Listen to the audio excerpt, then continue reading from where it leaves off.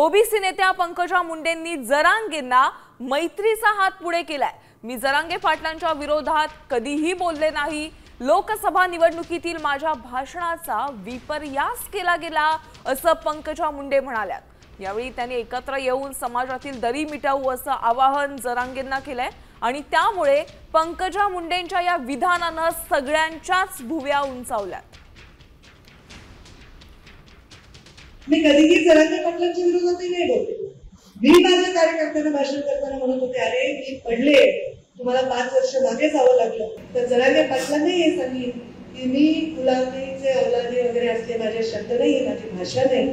तर यापुढे आपण सर्व, ते सुद्धा, मी सुद्धा आणि जे जे वेगवेगळ्या आरक्षणात काम करणार आहेत ते सुद्धा, जर विषयांवर बोललो तर लोक आणि मीडिया आपला गैरफायदा घेणार नाही। मी समोरून पुढाकार घेणार आहे।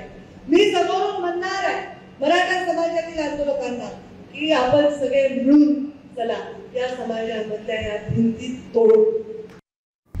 आता isakal.com आहे देशातील नंबर 1 ची मराठी न्यूज वेबसाईट। प्रत्येक अपडेटसाठी isakal.com ला नक्की भेट द्या।